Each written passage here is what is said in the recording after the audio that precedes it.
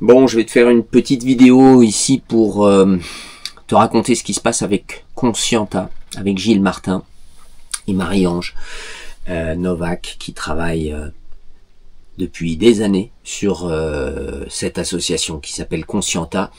Et je vais le rappeler, qui est une association qui a été créée pour vider nos prisons de la délinquance et stopper le nombre de victimes de délinquance. Voilà, je mets ce terme un peu vulgarisé. Je considère que malheureusement les délinquants sont souvent des victimes de la prison elle-même. Alors, on va en parler dans cette vidéo et on va surtout expliquer que ça fait quelques semaines maintenant que la gendarmerie est passée à l'association Conscienta. L'association Conscienta à la Roche-Canillac en Corrèze. Ces deux cofondateurs ont été mis en examen il y a une dizaine de jours. L'un d'eux a même été placé en détention, soupçonné de violences physiques et morales sur les personnes accueillies au sein de la structure, poursuivi également pour fausses déclarations et travail dissimulé. Les 8 ex-détenus hébergés sur place sont désormais livrés à eux-mêmes. Le point avec Nora Mourad et Camille Becchetti. Les bénévoles sont restés, Gilles a été mis en prison et Marie-Ange aussi, on va dire en garde à vue. Depuis, Marie-Ange est sortie dans des conditions qui sont, je trouve, dramatiques. Et encore plus dramatique, Gilles est encore en prison. Alors, ils sont accusés d'avoir, pour faire simple, organisé un trafic de travail au noir avec leur association qui, je l'explique, est une association absolument révolutionnaire qui récupère des anciens détenus qui sortent de prison, la plupart du temps en sortie sèche. Ça veut dire qu'ils n'ont nulle part où aller, qu'ils n'ont pas d'argent, la famille n'en veut plus, ils sont en général dans des états déplorables, autant psychologiquement que physiquement. Ça veut dire qu'ils sont soumis à des addictions qu'ils ont la plupart du temps contractées en prison, soit parce que on leur a gentiment prescrit des calmants en masse pour calmer un petit peu, avoir la paix, soit ils ont pris de la drogue parce qu'il y a beaucoup de drogue dans les prisons. Au cas où vous ne le savez pas, il y a 1000 manières de faire rentrer de la drogue et d'en faire un business dans les prisons. Donc, qu'est-ce qu'ils ont fait? Ils les accueillent, ils les nourrissent, ils les reconstruisent jusqu'à ce qu'ils soient à nouveau capables d'autonomie et de réinsertion. Parce que ce que propose la prison dans le cas de sortie sèche, c'est de sortir parfois avec 1 ou 2 euros, nulle part où aller, et puis quand la nuit vient, on dort dehors, ce qui est pratiquement interdit, donc on peut retourner en prison pour ça, sauf qu'on a nulle part où aller, et puis on a faim, donc il y a un moment où c'est difficile, et on n'a pas forcément accès à des banques alimentaires ou les restos du cœur. Non, c'est pas si simple que ça, il faut qu'il y en ait un proche, et puis ils sont peut-être pas là tous les jours non plus, donc ça va très très vite. Donc on va parler chiffres maintenant. Eux, avec cette association qui révolutionne aussi la donne, parce que en fait, quand les anciens détenus ont récupéré un état psychologique et physique suffisamment digne, ils deviennent eux-mêmes accompagnants des nouveaux sortants de prison pour créer un lien unique que aucun diplômé sortant d'université, on va les appeler, je sais pas, des employés sociaux, aucun d'eux n'arrive à créer le lien de confiance et cette espèce de manque de jugement, puisqu'ils en sont passés par là. Eux ne vont pas juger qui que ce soit qui sortent de prison, puisque eux-mêmes en sortent plus ou moins récemment et ont vécu réellement le même drame que ces personnes qui sortent dans des états aussi parfois de violence extrême parce qu'ils ont subi des violences dramatiques. Il suffit pour ça d'écouter Khaled Miloudi, l'interview que je lui ai faite, qui a passé plus de 7 ans, non, plus de 20 ans en prison. Je l'ai dit à certains surveillants, moi, quand je les voyais maltraiter des co-détenus, pourquoi tu frappes? Une fois, deux fois, trois fois, le mec il est récupérable. Ils sont aigris, ils sont pleins de haine, parce que tu l'as poussé vers ses côtés les plus sombres. Ah, et on sait que ça laisse des traces indélébiles. Et voilà, et ces gens-là ont quasiment le diplôme d'avoir été en prison, et donc la légitimité, la force et l'expérience de savoir ce que c'est que de sortir de prison. Voilà. Et bien cette solution qui a fait baisser de près de 93% le taux de récidive sur 5 ans avec plus de 50 accompagnants, hein, puisque à ce jour on est aux alentours de 70% de récidive pour les moins de 25 ans dans ce cas de sortie sèche. Évidemment, je vais vous mettre en description toutes les références de mes sources pour vous montrer que voilà, ça sort pas de nulle part tout ça. Qu'est-ce qui s'est passé? Il s'est passé que ils se sont vus opposer une résistance de l'administration pénitentiaire féroce, démesurée et même illégale. Voilà, je voulais en venir à Gilles aussi. Ouais. Et Gilles, c'est quelqu'un que voilà, je porte vraiment dans mon cœur. Voilà, j'ai des regrets aussi par rapport à lui parce que avec la procureure de Tulle, j'ai raconté des conneries sur lui et ça, je m'en veux. Après, voilà, je l'ai appelé pour lui dire. Ça, c'est quelque chose où je m'en veux et d'avoir menti, en fait. Raconte un peu mieux comment ça s'est passé depuis le début. En fait, si vous voulez, je me fais arrêter, je suis sans permis. Okay. Du coup, je me retrouve en garde à vue, tout ça. Et je me retrouve en comparution. Et en fait, je me retrouve chez la juge et tout. Et en gros, ils me font comprendre que si je lâche des trucs sur l'assaut, sur Gilles ou n'importe qui, en gros, ils vont me laisser un peu tranquille, quoi. Qui ça, il la juge et la procureure. Directement, ils te le disent Ils me le disent. Ils me disent, voilà, si t'as des trucs, des biscuits, nana, la proc, elle est là, il n'y a pas de problème. Et moi, j'avoue, j'étais avec Pamela, enceinte. Je me suis dit, non, je peux pas aller en prison, là, c'est pas possible. Et du coup, moi, j'ai raconté des conneries, en fait. Juste pour me sauver mon cul. Pour pas aller en prison, en fait. Parce que Pamela était enceinte. Qu'est-ce que t'as dit, du coup? Moi, j'ai dit qu'il m'avait proposé de l'argent pour trouver du shit. Alors que c'est pas vrai. Après, j'ai juste dit ça. Et eux, ils avaient l'air contents, quoi. Ils t'ont offert quoi en échange? Ils m'ont mis le bracelet électronique. Ok. Illégal, et c'est là que ça s'est compliqué, c'est que ils ont reçu des avis défavorables de la part de l'administration pénitentiaire, non pas chez eux, mais là où ils allaient demander de l'argent. Le problème est même bien plus profond, selon le trésorier de l'association. On est en droit de s'interroger sur les liens qu'il y a entre un recours que l'on a déposé contre la préfecture, notamment suite à des avis extrêmement défavorables du SPIP qui nous empêchent d'avoir des subventions. Ça fait 5 ans, il faut le savoir, qu'on essaye de travailler avec l'administration pénitentiaire en Corrèze. Aujourd'hui, Gilles Martin, ancien boxeur, est détenu et son bras droit Marie-Ange Novak font l'objet d'une enquête judiciaire avec 6 chefs d'accusation, dont travail dissimulé, faux et usage de faux, détournement de fonds.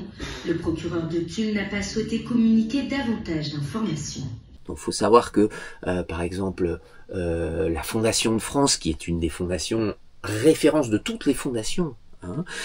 Quand on vient leur demander de l'argent, on est noté, et Conscienta a eu 20 sur 20.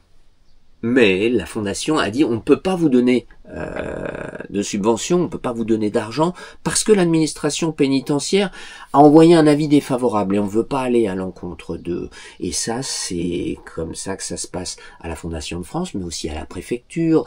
On leur a même retiré l'aide alimentaire, l'accès à la banque alimentaire, hein, puisque Conscienta, regardez le documentaire Association de bienfaiteurs, hein, je vais remettre le lien à la fin, c'est un 20 minutes d'un documentaire en cours de construction, mais qui a été stoppé par la mise en prison de leurs acteurs. Ils ont tous les motifs pour association de malfaiteurs, tout est réuni, quoi. Je veux dire, je leur donne du pain béni s'ils veulent m'arrêter. Parce que je dois être jugé sur mandat criminel, et je me permets d'aller chercher des gamins qui sont perdus. Et donc ça, le procureur a juste à appliquer la loi, et m'enfermer direct. Hein. Et dedans, on voit bien le travail qui est fait, les résultats, et puis le risque sur leur propre liberté quand ils font ce qu'ils font, et il s'agit vraiment d'une œuvre personnelle juste incroyable. Donc voilà, la réplique de l'administration pénitentiaire, elle pourrait paraître lunaire, incroyable, et en fait, c'est là que je fais cette mise en point pour expliquer un petit peu ce qui se passe.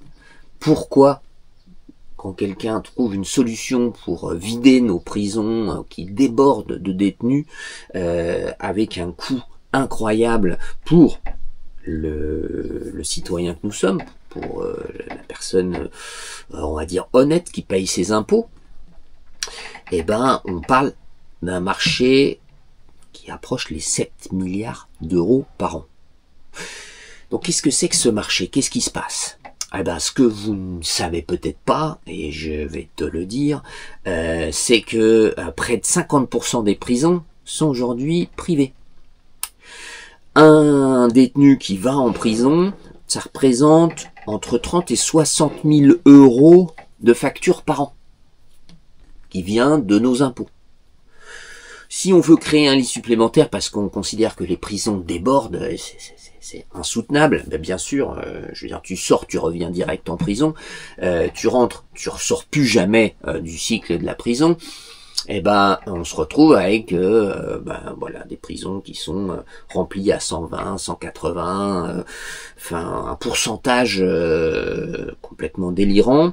On va donc voter des lits supplémentaires. Et combien c'est un lit? C'est quoi la construction d'un lit?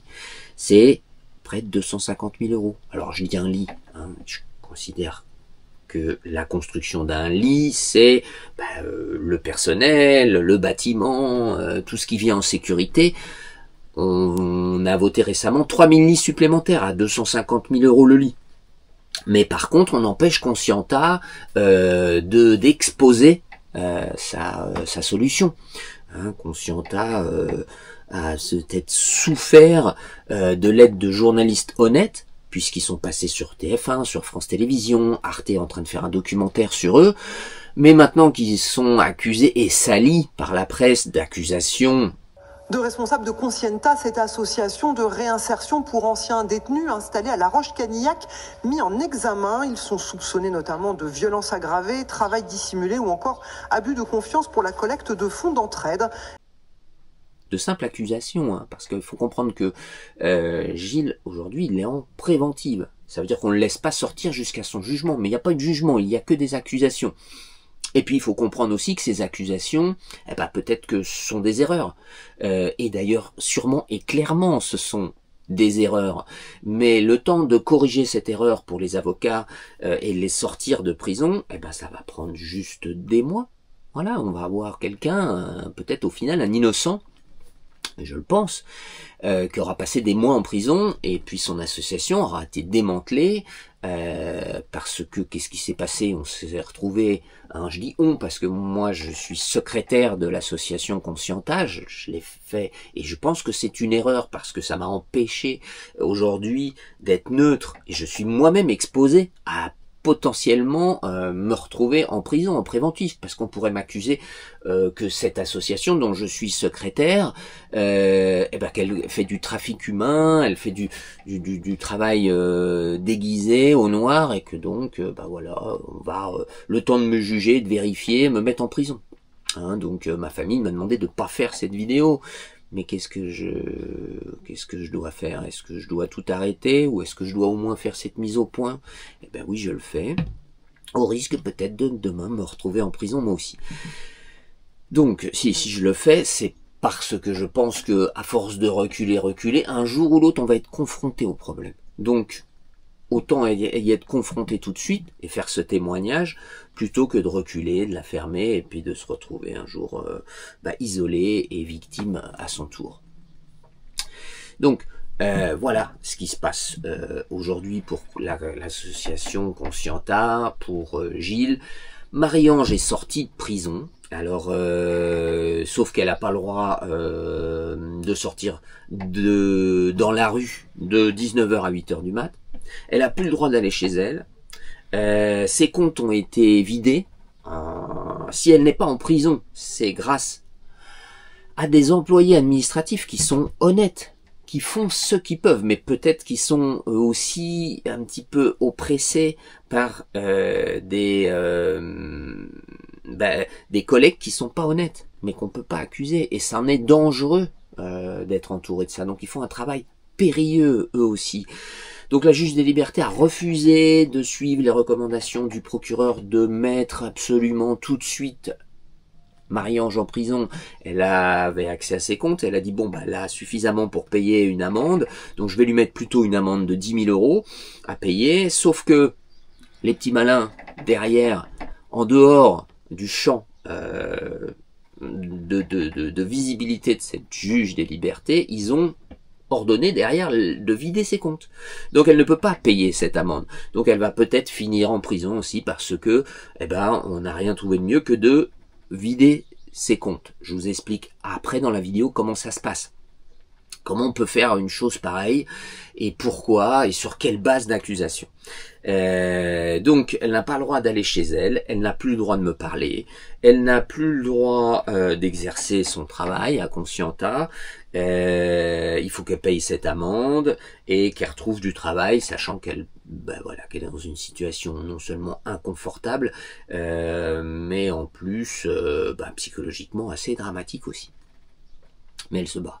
Et elle lâche pas l'affaire, et les avocats défendent Gilles et défendent Marie-Ange, mais malheureusement cette lourdeur administrative crée des dégâts, et notamment celui de laisser tous les pensionnaires de Conscienta sans accompagnement. Donc on a des gens qui sont avec des bracelets électroniques qui sont en panique parce que ça va fermer, on peut plus payer le loyer de cet hôtel-restaurant que constitue Conscienta, on peut plus payer le loyer, et s'ils sortent, ils vont biper retourner en prison. Et puis il y avait des gens qui étaient des détenus qui étaient amenés à pouvoir sortir de prison parce qu'ils étaient accueillis à Conscienta, mais comme Conscienta est arrêté, ils peuvent plus sortir de prison. Bref, ça a été un travail pour les bénévoles et le conseil d'administration comme moi et tous les autres qui ont dû replacer d'urgence tous ces pensionnaires parce que les dettes allaient s'accumuler ou un drame allait se passer parce que oui, il y a des besoins d'accompagnement pour que ces personnes redeviennent normales et puissent s'insérer dans la vie active. S'il n'y a plus personne pour les aider, oui, il y a un gros risque en effet de dérapage. Grâce à Dieu, il y a rien eu. Ça a été très difficile et très éprouvant, mais on va dire que ça s'est bien passé. Voilà. Alors, il faut comprendre pour ça que les sanctions à ce jour qui sont, et vous les avez vu passer ces sanctions, qui sont délirantes parfois pour des petits faits ou des oublis, peuvent mener à la prison. Eh bien, c'est un petit peu ce qui s'est passé pour Gilles et Marie-Ange. C'est que il faut savoir que voilà, eh ben parfois même si on oublie de faire une déclaration d'impôt ou si on a du retard ou si on oublie une cotisation sociale parce que on a une association et puis que il y a des employés dedans, qu'on fait une erreur, un retard de déclaration d'impôt c'est 5 ans de prison et 500 000 € d'amende. Alors évidemment que tout le monde va pas tomber là-dessus et subir parce qu'il a été en retard ce genre de sanctions, mais c'est juste possible. Donc on peut accuser quelqu'un d'avoir fait un travail dissimulé et puis invoquer 3 à 5 ans de prison. Voilà, le temps qu'on démêle un peu l'histoire de l'accusation. C'est ce qui se passe. Voilà, on dit que les anciens détenus qui faisaient ce qu'on appelle des chantiers d'insertion, c'est-à-dire ils commençaient à retrouver un petit peu ce que ça voulait dire que d'aller travailler. On parle de gens qui sont restés des fois des années en prison. Comprendre ce que c'est que les 35 heures. Il y a des personnes, ils ont même pas de téléphone, ils ont pas d'email, ils sont dans une misère numérique qui à ce jour envoie des gens en prison, parce que si on répond pas à un email de l'administration pénitentiaire, la police ou la gendarmerie peut venir les chercher et les remettre en prison. Ils n'ont jamais vu Internet de leur vie. Faut comprendre dans quel décalage on est et le travail que fait Conscienta pour éviter ce genre de délire. C'est du délire. Seulement, c'est un délire à 7 milliards d'euros. 7 milliards d'euros, qu'est-ce que c'est pour toi, pour moi, c'est des impôts en plus, c'est de la pression sociale. On se retrouve à pas avoir le temps d'écouter ce genre d'informations parce qu'on est en train de courir après nos propres factures. On fait ce qu'on peut et on n'en peut plus. Et pourquoi on n'en peut plus ? Parce que c'est de pire en pire. Et pourquoi c'est de pire en pire? Parce qu'il y a des solutions qui existent, qui ne sont pas exposées, dont on ne parle pas. Et il y a des médias officiels, mainstream, on les appelle comme on veut, qui disent certaines choses et ne disent plus d'autres choses. Et c'est là que c'est le pire. C'est pas dans ce qu'ils disent, c'est dans ce qu'ils ne disent pas. Donc il y a des médias comme nous ou des réalisateurs comme nous qui ont envie de parler, qui ont envie d'expliquer un petit peu ce qui se passe, soit au travers de fiction, soit au travers de documentaires. Et parfois, oui, au travers de fiction, parce que pour accuser des mastodontes, alors je vais nommer par exemple Vanguard ou BlackRock, qui sont des entreprises qui ont des actifs aujourd'hui. Pareil, je vais vous mettre les sources. BlackRock, c'est plus de 11 milliards d'actifs. Vanguard, c'est plus de 8 milliards d'actifs. Les dépenses de... 8 milliards, pardon. 11 000 milliards pour BlackRock et 8 000 milliards pour Vanguard, quand c'est 400 milliards pour la France ou 7 000 milliards de dépenses pour les États-Unis.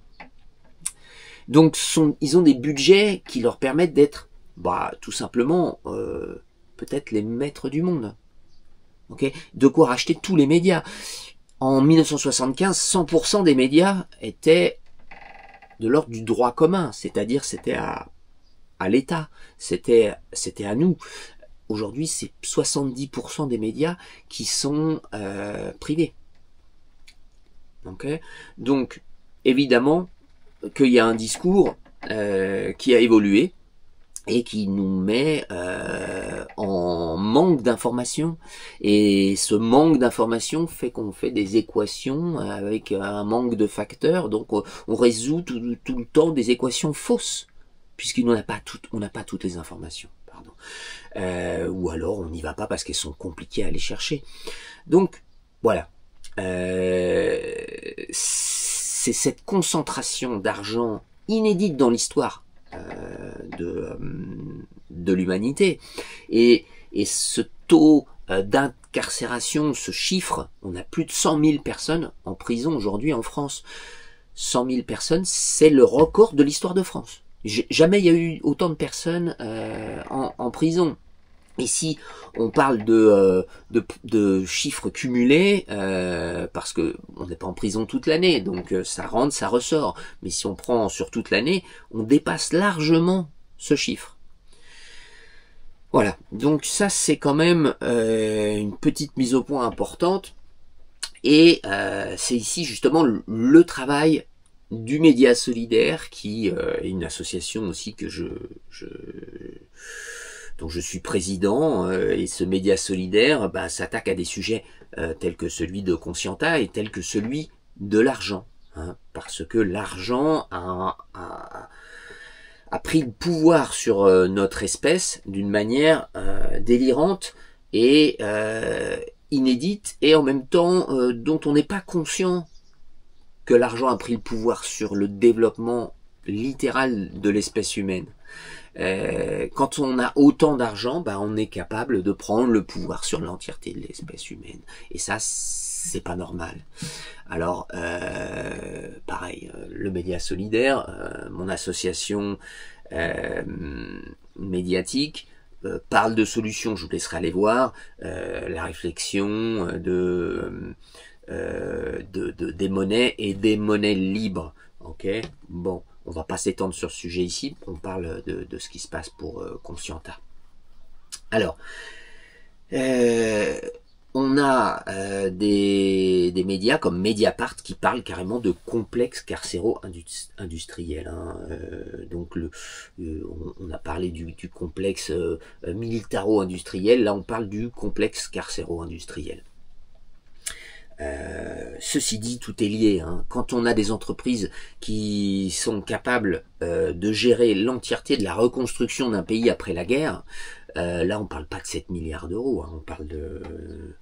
On parle de justement ce qui leur permet d'avoir ce monopole et cette position dominante dans le type de capital qu'ils ont sous la main et le type de captation d'argent qu'ils peuvent faire. Donc je pense pas que des entreprises qui fonctionnent à ce jour ou qu'on laisse fonctionner avec des boards, des membres actionnaires qui réclament toujours et toujours plus de bénéfices, de se retrouver avec des employés qu'on met à la tête de ces entreprises qui sont prêts à tuer père et mère pour continuer de faire augmenter ce chiffre.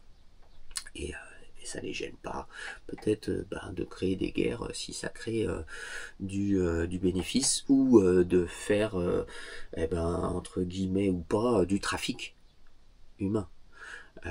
Et c'est ce qui se passe dans nos prisons aujourd'hui. Alors, voilà, ils ont réussi à hacker d'une certaine manière notre République avec l'énormité de ces entreprises. Ils ont réussi à hacker notre système monétaire en prenant le pouvoir sur notre argent, notre outil d'échange. Voilà, il y a des employés administratifs qui sont honnêtes, qui sont témoins, mais qui sont aussi terrorisés, qui peuvent plus agir. Donc il faut reprendre un petit peu les choses en main, peut-être à travers notre action, nous réalisateurs ou journalistes, de parler, d'exposer ces questions-là. C'est un petit peu notre drame à ce jour. Alors, acteurs, réalisateurs, il y a des réalisateurs. Alors, il y avait Olivier Marchal, je suis en train de ressortir un message de sa part, qui est plutôt intéressant, que j'ai retrouvé ici, que je vais vous faire écouter. Olivier Marchal, donc, qui a vu le premier 20 minutes, ce documentaire que j'ai fait, Association de bienfaiteurs, et qui s'est porté directement parrain de l'association. Et à la sortie de mon témoignage audiovisuel, voilà ce qu'il me laisse comme message. Ouais, Chris, c'est Olivier à l'appareil. Bon, écoute, là, je vais partir, je vais en train. Je suis un peu à la bourre, parce que je suis avec mon fils et tout ça, mais il faut que je finisse, tu vois, les devoirs et toi, partir et tout ça.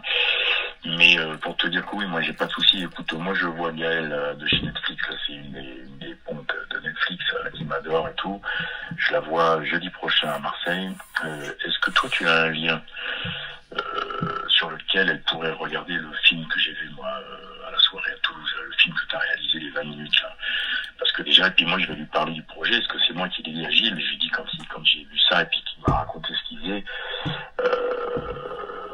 je me suis dit, mais putain, faut faire un film là-dessus. Et puis bon, ça serait à toi de le faire, une fiction, tu vois.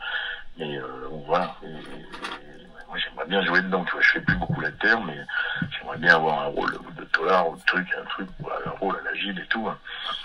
Si on peut arriver à faire un truc tous ensemble, ça serait super, toi. Et puis d'engager aussi les mecs dans leur propre rôle et tout, ça serait une façon de, tu vois, ça serait un joli clin d'œil à tout ça, quoi. Bon, écoute, je t'embrasse et puis on se tient au courant et dis-moi si on peut avoir un lien, comment ou... Voilà. Bah non, 0 retour de Netflix. Hein. Bon, je vais retenter par ailleurs. Faire une fiction pour raconter sa vie et il y a tellement de conflits dans cette fiction et tellement de potentiel pour améliorer notre société que bah il y a tous les éléments pour faire un très très très bon film. Bon, Gilles aujourd'hui il est en prison principalement au mitard. Et à plus de 60 ans, on lui a même pas fourni ses propres lunettes de vue. Donc, je vous laisse imaginer la souffrance dans laquelle il est, de pas voir son dernier petit enfant, de savoir que bah, il est faussement accusé. Et qu'il y a des gens sûrement qui croient ces accusations, donc heureusement il est accueilli en prison comme un héros, parce que bah, le travail qu'il fait est juste incroyable, et le documentaire est vu en prison. Je le sais, et d'ailleurs c'est un des acteurs principaux de l'administration pénitentiaire qui, en face de Marie-Ange, a montré qu'il avait vu ce film et que c'était pour lui une fin de non-recevoir après avoir vu ça, parce qu'il trouvait ça évidemment dramatique. Alors, comment ça se passe dans une prison quand on veut sortir de prison? Bah, en général, il y a un détenu qui dit, écoutez, je sais pas, j'ai nulle part où aller, vous pouvez pas me trouver un endroit. Alors le gars dans la prison, il appelle, il dit, il appelle les services sociaux de la ville, il dit, bon, il n'y a pas quelqu'un qui peut recevoir là, le détenu, il a rien, il va dormir dehors. Et on lui répond, bah oui, il y a l'association Conscienta, parce qu'elle est validée officiellement, elle a le label pour ça. Et bah le détenu, on le sait, on l'entend, on revient lui dire, il n'y a rien. Il n'y a pas de solution, il n'y a pas de lieu d'accueil, alors qu'il y a Conscienta. Donc quand ils le savent, ils y vont. Quand ils le savent pas, bah, ils peuvent pas y aller. Et pourquoi on leur dit non? Bah, on pourrait comprendre qu'ils se disent, bah, mettre un détenu dans une association qui a un véritable nid d'anciens détenus, c'est pas une bonne idée. Sauf que ça fait plusieurs années qu'ils ont démontré déjà qu'ils faisaient un travail incroyable de réinsertion et que la délinquance là où ils sont a complètement baissé, parce qu'évidemment autour d'une prison, bah, y a des gens qui sortent et qui pètent des câbles. Donc s'il y a quelqu'un pour les récupérer et empêcher qu'ils pètent des câbles et qu'ils créent des victimes ou qu'ils soient eux-mêmes à nouveau victimes, eh ben, ça fonctionne nickel. Mais ben, ça met en conflit ou ça énerve tous les officieux qui aussi travaillent de ça, les SPIP, les travailleurs sociaux qui peut-être on peut potentiellement faire croire qu'ils vont perdre leur boulot, puisqu'il y a des solutions autonomes qui fonctionnent très bien. Ou alors ils essayent de travailler avec eux et puis ils se font taper sur les doigts par la hiérarchie. Voilà. Alors, je continue un petit peu.